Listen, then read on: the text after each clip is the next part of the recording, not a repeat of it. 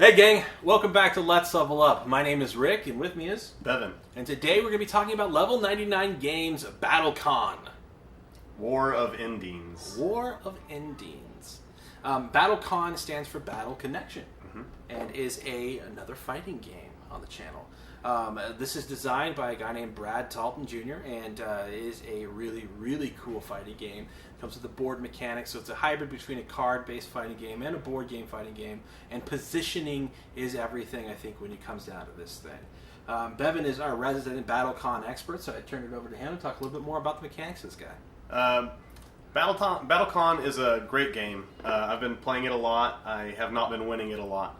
But you keep coming back. Yes, definitely. And there's so many characters. I think if you have every promo and every edition of the game, there's some upwards of 70 characters. And each one, this is important to me anytime I'm dealing with a game that has classes or individual characters. I like them not to be homogenous. I don't want to see, that the rogue and the warrior and the mage are all doing the same amount of damage, just mine's a fireball and mine's a sword. I want them to feel different. And every character I've seen in this game so far has felt like they had their own unique story, their own unique flavor and theme, and the way they play is completely different. And I really like that they accomplished that very well in a tabletop style game. It's something you see a lot in your traditional, fighters on video games like Street Fighter, Mortal Kombat. Marvel vs. Capcom was a big one for me growing up, and you really felt like they had a theme, and this game really accomplishes that very well. Yeah, I mean, just mechanically, all of these characters, I really like how they have them in those different flights, right? Yes. So I have my Stage 1, Stage 2, and Stage 3 characters, and each of those go from it being mechanically very easy to get a hold of to an intermediate level until finally an expert level. And you can really kind of gauge how you're going along the game and how you can pilot those other characters. Mechanically, like Bevan said, with over 70 characters in the roster, all very, very different and play very different when they're from either leveling themselves up as you play the game and getting those built-in benefits to be able to ante up elemental tokens to be able to switch what you're doing in a turn, as opposed to somebody like Cadenza we were just talking about, who's got an iron body. He's basically this giant clockwork knight who's a juggernaut. You can keep punching them, and they can decide when they're going to spend those tokens to mitigate some of your damage. Or prevent stun. Prevent stun on that guy. So it's not like his soak goes up to an infinite, which would be another cool one. So that would be interesting, I guess. We're going to take a look at this game on the table, show you how it's played, and then after that, come back with our final thoughts. Hey folks, this is Battlecon. We are ready to show it to you, and it's a pretty detailed, pretty deep game. So I will try to do my best here. In short, just to kind of give you an overview, I've got it set up where we have two characters right now. We have Hikaru, right here. Hikaru Sorayama. He's kind of your typical, I kind of see him like Ryu a little bit. He has kind of elemental attacks, and he's a martial artist and a kind of a charismatic looking guy. Just your typical kind of brawler character. On the other side of the table here, we have Cadenza. Cadenza is a clockwork knight or paladin that is, in the lore of the game, he is one of many clockwork soldiers called Cadenza units. And this particular unit is he's been refined and he's been added onto, and he's the personal unit that one of the other characters in the game uses as as kind of a field unit that goes out and does things and is more dangerous than all the other ones. So, in general, we have placements here. We have 7 hexes that each represent a position on the board or a distance from your opponent. And one of our characters begins here, where there's a little dot, and the other begins here. These little tiles have little stand-ups that you can use, but due to the angle of the video, I'm just not going to use those. We start, 2 paces away from one another, and we also start with some cards over here in our 2 little discard piles. The game suggests that when you're beginning, you use the yellow cards. So this yellow base card has a yellow background, and then this style card for Hikaru has a yellow symbol here. They're also both marked with a 1 down here in the bottom right hand corner. It also recommends that you discard out the green cards, which again, there's a green, this base is green, and they have a 2 down in the bottom left hand corner. So the 1s go into your 1 discard, the 2s go into your 2 discard. The purpose of those discards is that, as you can see, Hikaru has 3 more bases in his hand, and he has 3 more styles in his hand, and 5 more bases in his hand. He has 4 more generic bases that everyone has, and then each character has a unique base. In this case, his is called Palm Strike, and he's the only character that gets to use that ability. The way the game is played, just to kind of touch on how you put an attack together, is each player picks 1 style, which is basically that character's twist, one of their twists on the way they attack, and 1 base, which is like a shot, so a fireball, or a drive, which is a rushing attack, or a strike, which is just a big, strong punch, or something like that. And you take the 2 cards together as a single attack. So if I played this combination, my attack would be advancing shot, advancing and shot, and it's all one thing. So you can see we have ranges here at the top. We have a range of +0 on the style that modifies the 1 to 4 on shot. So the total range of this attack is 1 hex. So starting with Hikaru towards his opponent, he could hit from here, which is 1 range away, to 4 range away, 2, 3, 4. So he can hit anybody standing in this area right here. And that's how we basically calculate whether or not he hits his opponent. The power is, if I hit my opponent, that's the amount of damage that I'm going to attempt to do to him, which can be blocked by certain things. Some characters have a stat called Soak, which allows them to soak up some of that damage, the first X amount of damage that's done to them by any attack. But he's going to try to do 4 damage if he hits, 3 + 1. And then lastly, we have priority, and that's kind of the speed of the attack, but it also has to do with who goes first based on that speed. So this ability, or this attack, would have a 2 priority + 1, so again, a 3 priority. So that's basically how we attack. That's how we determine what's being done. And I felt that was kind of important for you guys to know before we got started, so that a lot of the rest of this makes sense. That's pretty much kind of where you want to start the game off. So that said, now that you know how attacks work, maybe it will make a little bit more sense that we start out with 2 different sets of attacks, so 2 different bases and 2 different styles in discard. So you don't start the game with all of your abilities available. Each time you 2 attack each other, you and your opponent, let's say in that case that I had played Advancing Shot, at the end of the beat where I played Advancing Shot, I'm going to cycle out this outer pair back into my hand. I will then move the inner pair over to the outer position, and then I will place my style on top of my base, like so, and place them here in the inner. So that said, the way that works is, once you've played an attack, you cannot play it again for 2 rounds as it's cycling out through the discard pile. And that is kind of to prevent somebody from just finding a really powerful combo. You can't just, growing up when I was playing Mortal Kombat, I used to hate it when people would just leg sweep, and they would just use that one attack and there was no way for you to counter it. There's nothing you could do about it. And this really does a good job of making sure that you're at least cycling through, at the very least, 3 different combinations, because you could certainly just play Focus Grasp next round and Trance Dash the round after that, and then, after that's done, you'd have Advancing Shot back and you could play it, sure, but you really won't win any games that way. So that's what's going on with these discard piles. This area here is the ante. These are my little ante markers or tokens. Hikaru, his unique ability and each player has, or each character has one, they have a unique ability that changes the way that they play fundamentally. So I will just read this one to you. Hikaru begins a duel with 4 elemental tokens: fire, water, wind, and earth. Hikaru cannot have more than one of each type of token, so these 4 tokens are the only ones that came in the box, and you don't get to have 2 fire or anything like that. You only have the ones available.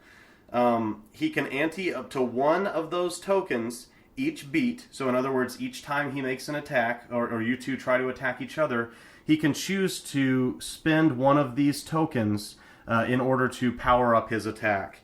Fire would give him 3 additional power on his attack. Water would give him a -1, 2+1 range. So that may be a little bit confusing, but the way that works is it would make a -1 on his minimum range, making it 0, to +1 on his maximum range, making it 5. So if you keep in mind that he, by base, advancing shot would hit 1, 2, 3, and 4, these 4 spaces here. Let's say Hikaru were back here. He would now hit 1, 2, 3, 4, and 5. Or if we were using burst instead of shot, burst has a range of 2 to 3. So if you were to play the water token on burst, it would actually make your minimum range 1 and your maximum range 4. So that turns a burst into the same range as a shot, which is a pretty powerful move there. So that said, he can ante 1 per beat to gain that effect of that token on his attack.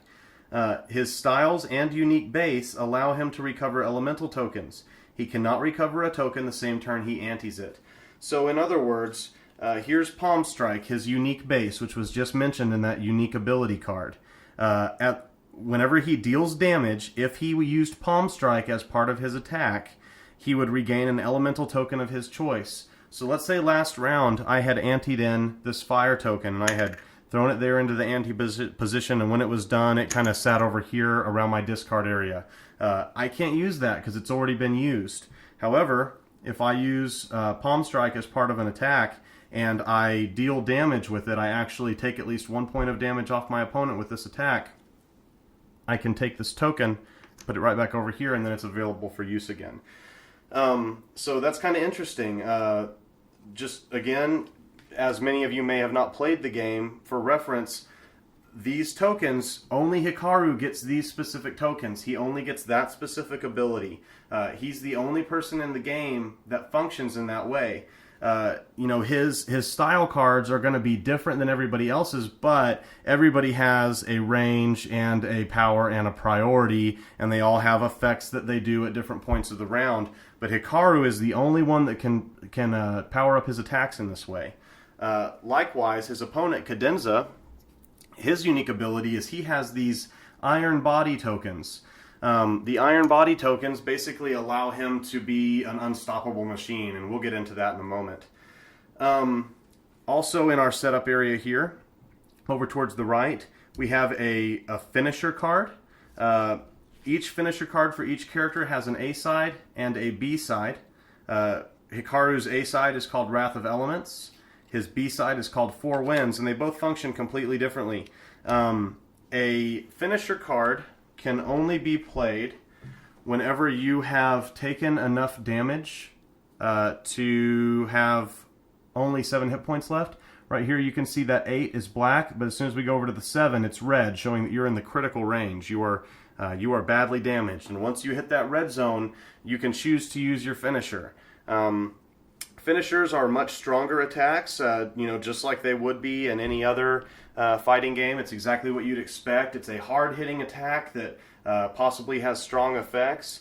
Wrath of Elements is his A side, and the tagline is, all I need is one good punch. It only hits at range 1, but it does 7 damage if you hit with it, and it has a priority of 6, which is going to beat most characters.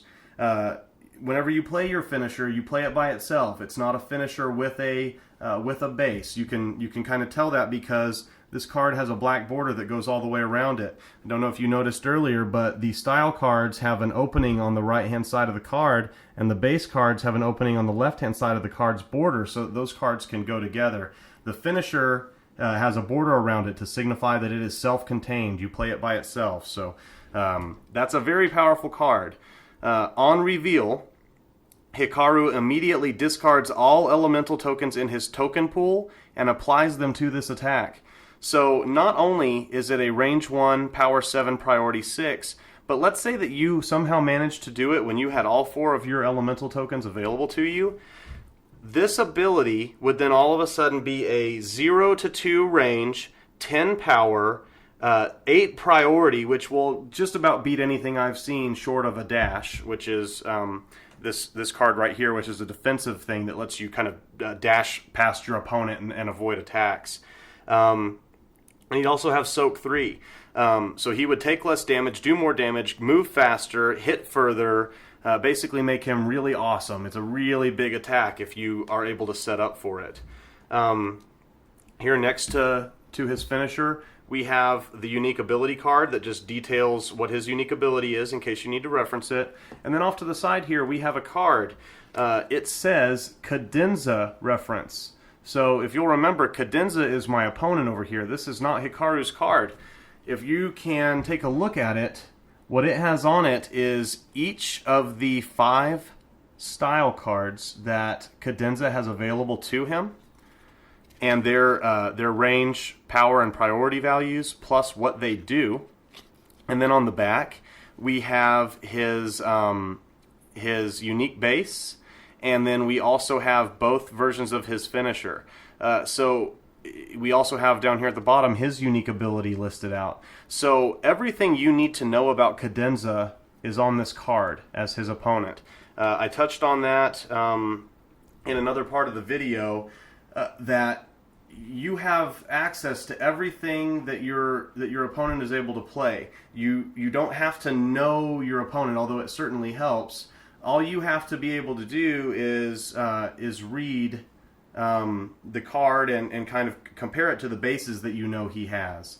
So that said, it can be pretty easy knowing that he has Grasp and Dash bases out in his discard, and he has Clockwork and Battery styles out in his discard. We know exactly which styles and which bases he has in his hand, so we know all the options available to him. Now that doesn't mean that you can counter him every time, because you're going to have to make an educated guess about what he's going to do, and sometimes you don't want to necessarily counter him, you just want to play well enough to get what you want to get done before he somehow stops you from doing it. So that's kind of our setup here.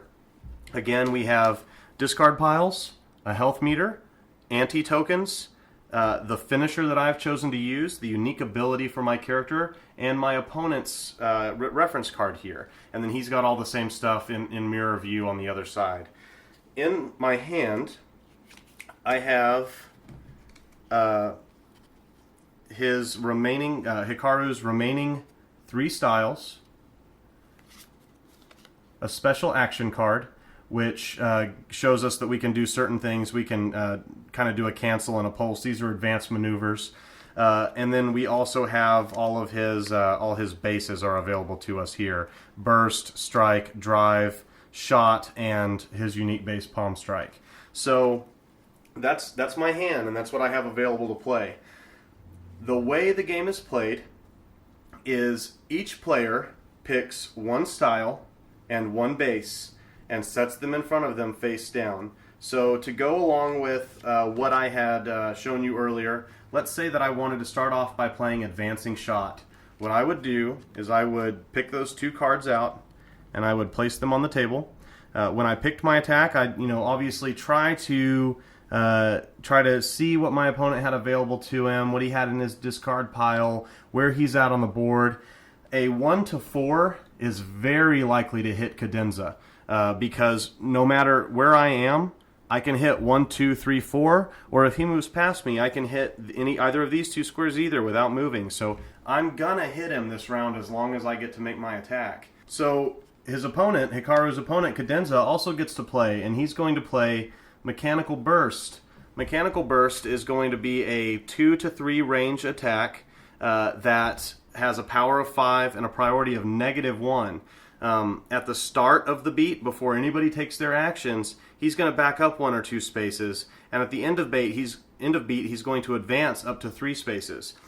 Retreat always means at the beginning of the movement where you're retreating, you move away from the direction of your opponent. So in this case, when the retreat begins at the start of beat, when I go to make this movement, retreating means moving this way. So he would move 1 or 2 spaces, and I would choose to move 1, when I made this attack.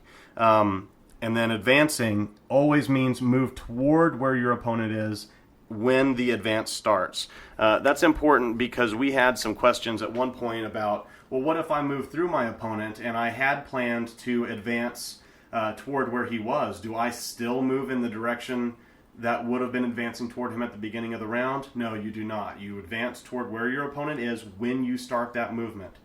So you're not ever going to be kind of playing the bull and against the matador and charging against something that's not there. You can plan to advance toward your opponent, and you will advance toward your opponent. So Hikaru has got his cards played face down. Cadenza has his cards played face down. And once we have those cards played face down or they're in front of us, we enter the ante phase. We have set attack pairs. I don't know if you can read that here, but we have a beat sequence listed out. So we've set attack pairs. We've decided how we're going to attack each other. And then we move on to ante tokens. Let's say Hikaru is fairly certain that he knows Cadenza's pretty slow, and he thinks he's going to beat him. So he's not real worried about getting his attack off first. He's pretty sure he's going to, and he really wants to hit him hard. So let's say that he's going to ante in his fire token in order to gain +3 power. He would say, I'm going to ante my fire token. Cadenza has his iron body tokens, and I told you we would touch on these in the future. What iron body tokens do is basically allow him to avoid being stunned. That's a mechanic I haven't touched on yet. It's very simple. If, let's say Hikaru deals damage to Cadenza when he goes first, if he deals at least 1 point of damage that actually deals damage to Cadenza, Cadenza is stunned, and he loses his entire activation. He still gets start of beat effects and end of beat effects and things like that, but anything that's before activation or after activation, his actual attack, any damage he would have done on hit effects, all that is negated. He doesn't do anything because he's stunned. He's kind of dazed, you could say. The iron body tokens, he can spend one reactively when he's stunned or when he would become stunned to gain infinite stun guard. Stun guard is a trait that allows you to ignore the first X amount of damage for purposes of avoiding being stunned. The damage still deals damage to you, but you don't get stunned unless they exceed the amount of your stun guard. So if Cadenza had a stun guard of 3 and Hikaru only dealt 3 damage to him, Cadenza would not be stunned. But if Cadenza had no stun guard and he did damage 3 or even damage 1 to Cadenza, Cadenza would become stunned, he'd lose his activation. The Iron Body token is Cadenza's unique ability, and it allows him to use these reactively when he's hit, not anteing them, to gain infinite stun guard, which allows him to not be stunned by taking damage ever. He only has 3 of these tokens for the entire game, and he has no way to recover them. So you have to be a little bit discerning about when you use them. The reason I bring that up right now is he does have the ability to ante these tokens. He can ante a token during the ante phase to gain stun immunity. And the trick there is there are abilities that you can use that say your opponent is stunned. That is not, it breaks through stun guard because stun guard only prevents you from being stunned in the event that you take damage exceeding that stun guard. So he can ante an Iron Body token to have stun immunity and not be stunned by any effect at all this beat. He is absolutely going to get to take his turn, which makes him a monster. One of the big things in this game is working around stunning. You can have a very fast character that can still excel against a hard-hitting character that has a lot of hit confirm, meaning their cards have either a lot of range or a lot of movement, and they make you feel pretty confident that you're going to be able to hit your opponent. Cadenza doesn't really have to dodge around. He excels. His entire kit is built around letting you hit him and then hitting you back harder. He will frequently get hit for 2 or 3 points, shrug it off by throwing out an Iron Body token or using the plethora of stun immunity that he just naturally has on his cards, or stun guard, and then he'll just turn around and smack you back for 6. When you have 20 hit points maximum in a game and there are very, very, very few effects that allow you to recover hit points, 6 damage is almost a third of your health. 1 more point and it would be a little bit over a third of your health. So that's pretty significant. You really have to be careful about Cadenza. He's Jason Voorhees. He just comes after you, and there's not a whole lot of ways you have to stop him. He can use those tokens reactively when you would stun him, or he can ante one in and make sure that he's going to get that big attack off that he needs to make sure that he's going to get to hit you with. So I would not, if I were playing Cadenza right now, I would just choose not to ante in a token. I don't want to waste it.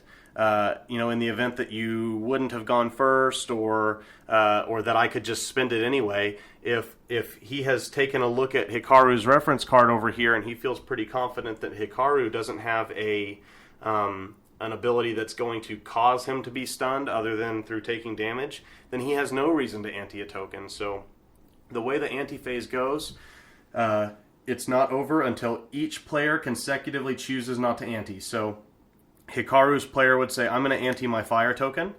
Cadenza would say, I'm going to choose not to ante. And then because Hikaru can't play an additional token right here, he's going to say, okay, I also can't ante, so you didn't ante, I didn't ante phase is over. We would then just reveal our attacks. So we would flip these over. So we would show that Hikaru has advancing shot and Cadenza has mechanical burst. And then we would compare our cards. First thing that we do is perform all reveal effects. So we don't have any on reveal here for Hikaru down here in this text area. Cadenza also has no on reveal effects. So those occur before the beat even begins. It's as soon as you show the cards, they take effect.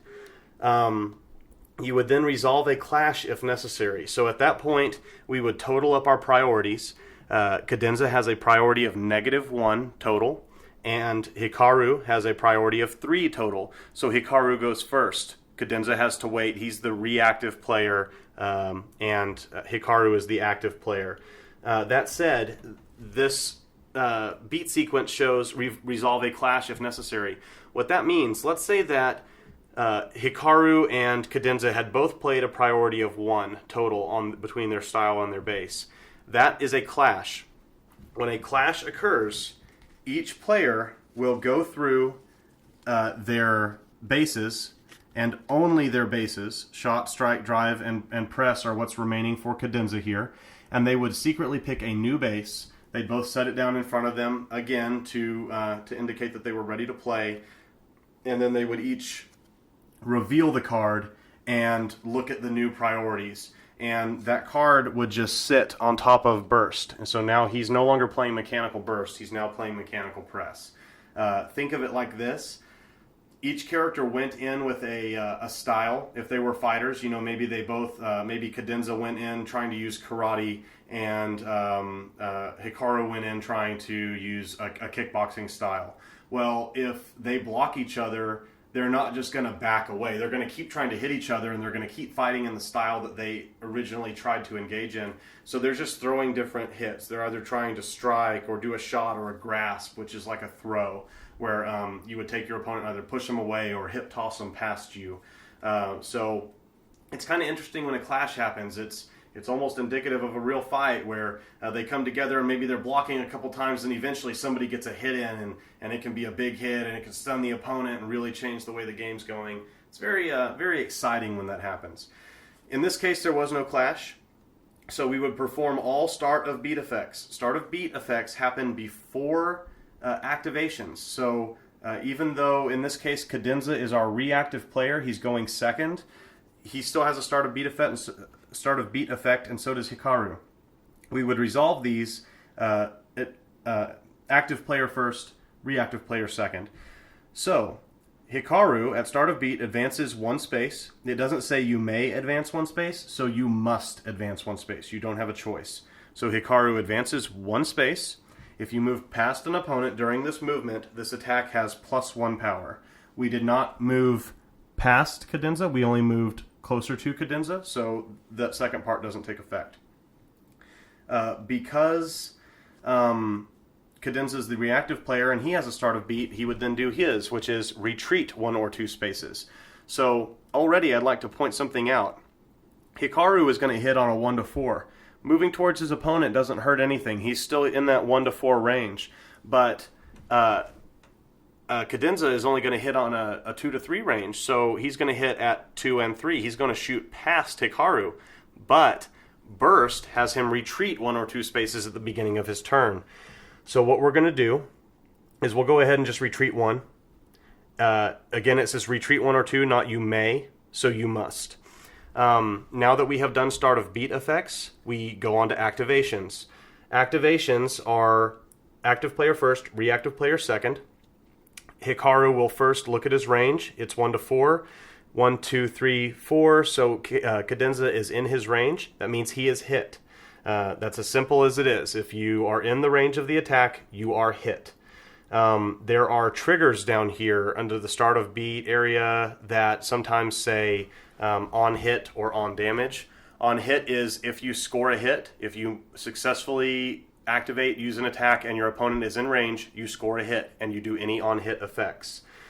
And I skipped something as well. I'm sorry, I'll just step back. There are before activating and after activating effects as well. So before Hikaru makes his attack, he would first do any before activating that he doesn't have, and Cadenza also doesn't, just for information. So we don't do any before activating because there aren't any. We check range. If he's in range, we perform on hit effects, which we don't have any, but if we did, this is when we would do them, before we do damage. If the attack hit, do damage. So we're going to do 1, 2, 3, 4, 5, 6, 7 damage. That is a monster attack. So then we would come over here to Cadenza and we would take a look. Does he have any soak? Nowhere on his cards does it say he has any soak. So he's not going to be able to mitigate any of that 7 damage. He's going to take all of it on the chin. So we would pick up his hit point counter here, and we would go from 20 to 19, 18, 17, 16, 15, 14, 13. That's over a third of his hit points in one smack. And that was a big hit thanks to this fire token. If you take a look, the cards themselves only gave him 4 power. This fire token almost doubled the strength of that attack. So that maybe goes to show you how powerful the antes can be in some cases. If Cadenza's ability to completely avoid being stunned wasn't any indication already. As we mentioned that, Cadenza doesn't want to be stunned, so he's going to go ahead and spend one of his Iron Body tokens reactively because he was hit and dealt damage and it exceeded any stun guard and soak he had. So he'll just kind of throw it over here into his discard area, and he has infinite stun guard for the rest of this beat.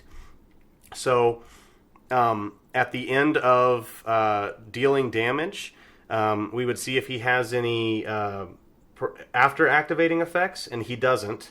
It would say after activating. So then we would go over to Cadenza. Because Cadenza he spent his Iron Body token reactively, he is able to avoid being stunned by damage, and he will go ahead and do his stuff. So he's already done his start of beat. He has no before activating effects. He will check range. His range is 2 to 3. Hikaru is in the 2 to 3 range here, so he's hit.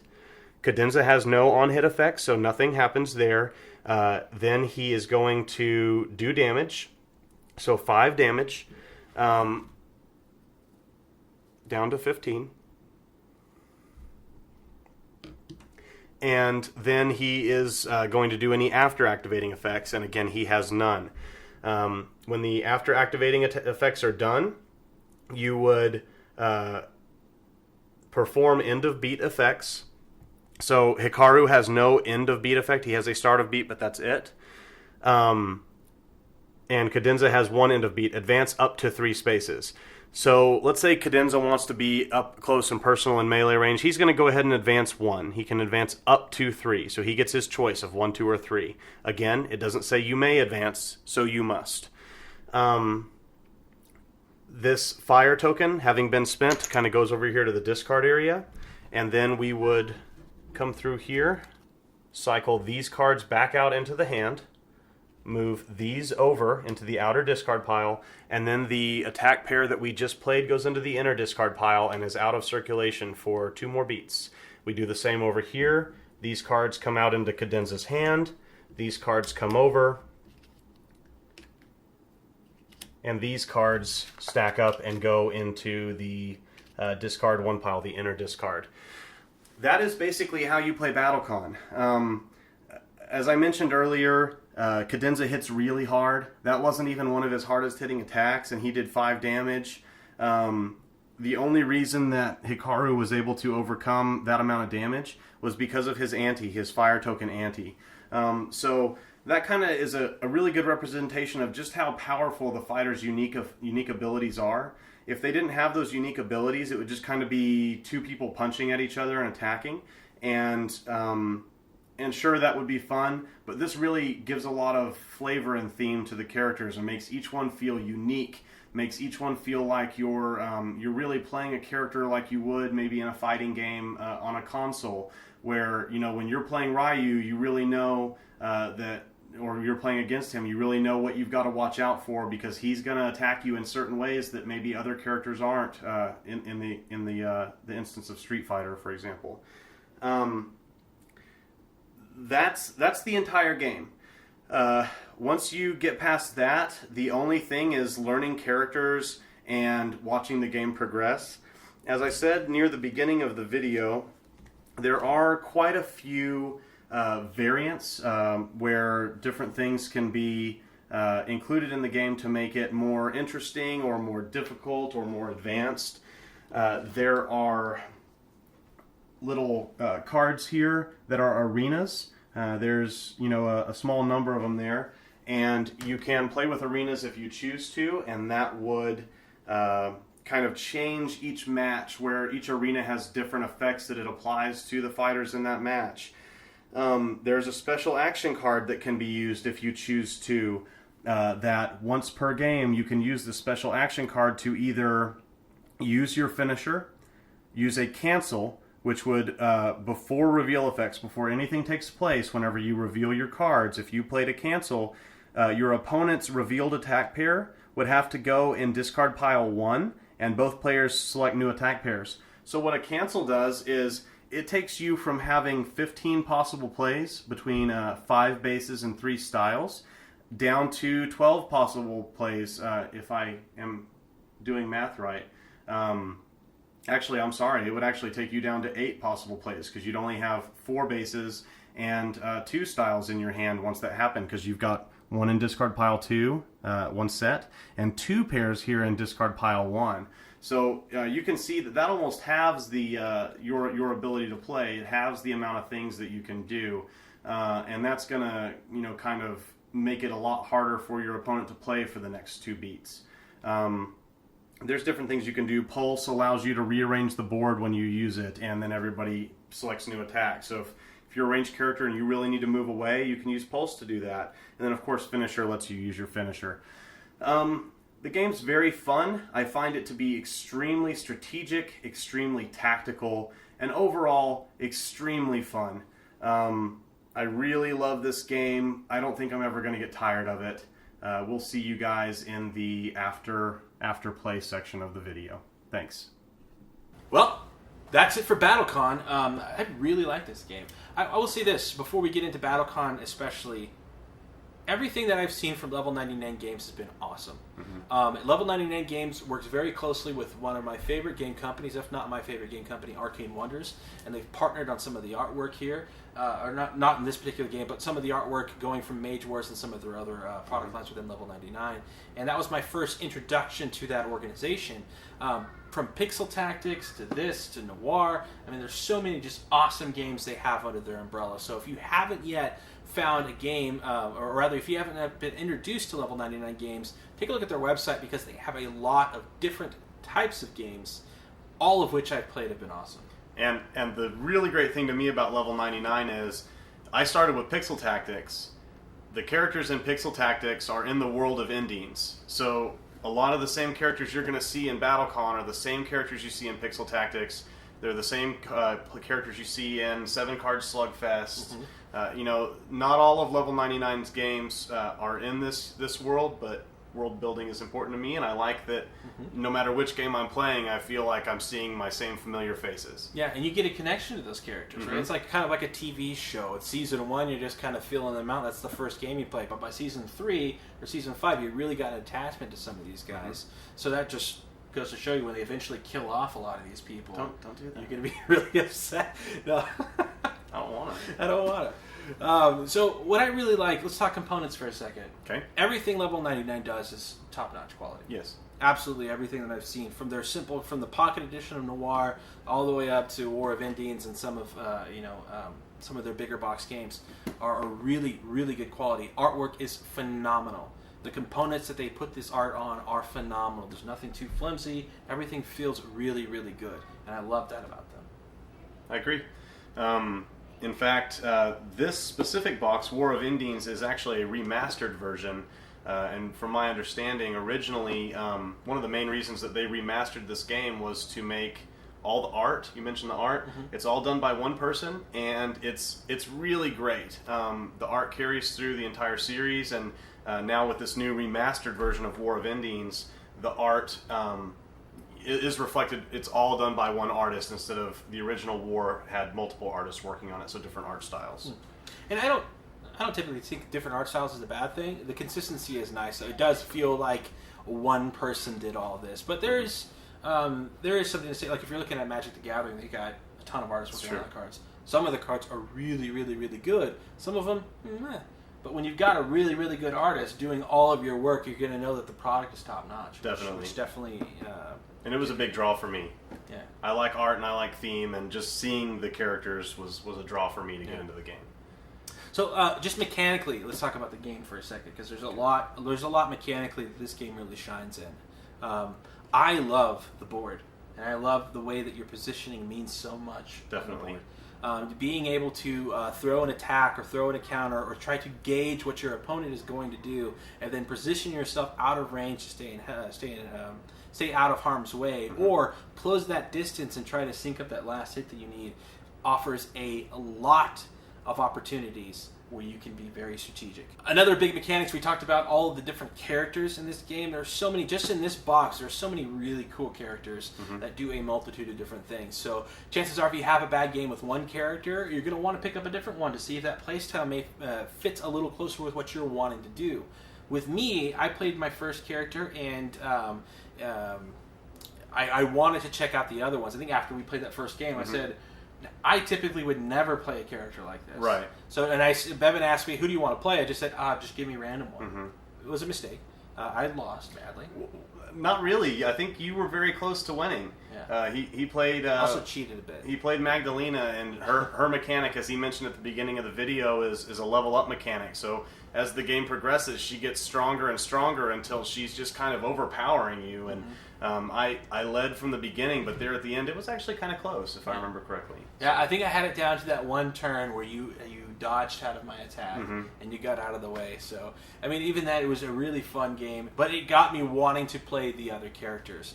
And I wanted to see who all can do what, because there's so many tokens and there's so many different bits in this game.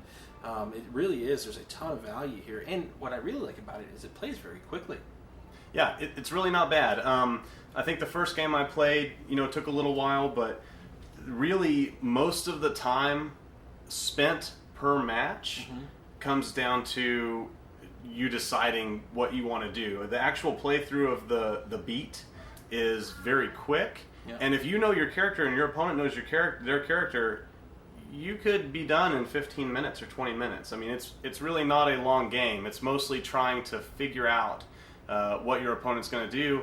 And we spoke about this earlier. I really appreciate the fact that because you have your opponent's reference card, and I can see the styles and bases that are cycling out in discard for my opponent, at any given time, I know exactly what options you have available to you. So that's important to me. I've been showing this game to a lot of people who are unfamiliar with it, and I really make a point of showing that, because that means the game isn't about how many hours you've put into it. It's not about, I've spent 30 games, so I know these characters.